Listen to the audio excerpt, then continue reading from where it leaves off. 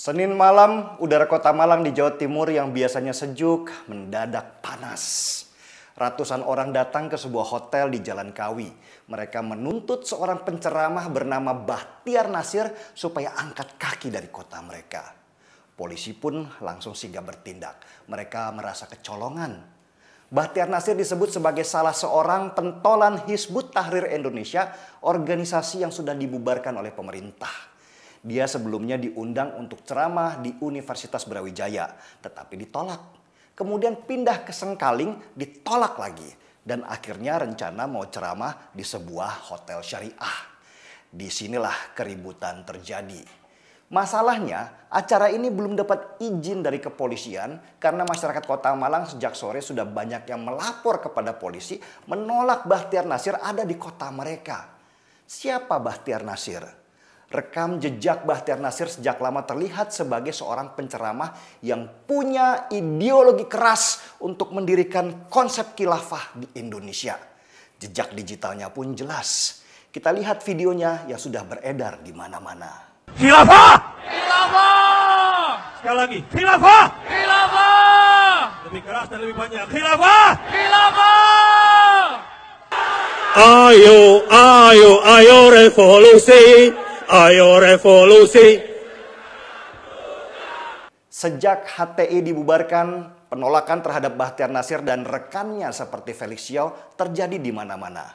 Tahun 2017 lalu, bahkan terjadi insiden keras di Cirebon, Jawa Barat ketika Banser NU menolak kehadiran Bahtiar Nasir di sana. Untungnya polisi kembali sigap sehingga tidak terjadi tindak kekerasan.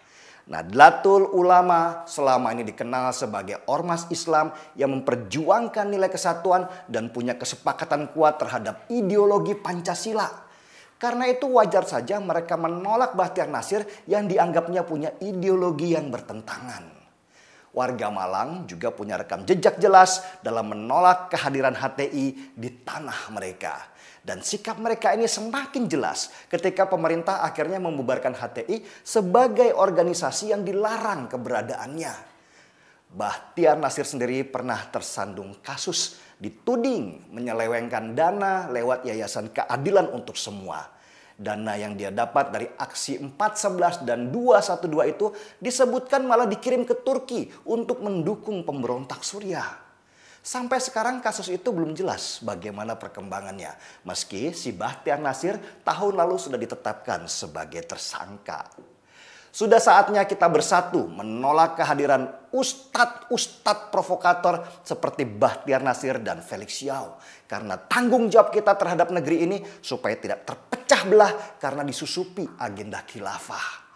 Warga Malang sudah benar, kota mereka yang toleran, plural dan sejuk dalam kehidupan beragama tidak boleh dirusak oleh ceramah-ceramah yang memprovokasi apalagi yang punya tujuan revolusi.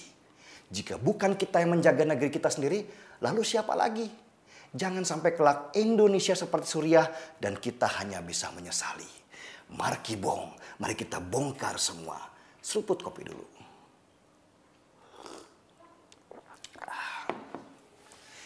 Saya Denny Siregar, kita di acara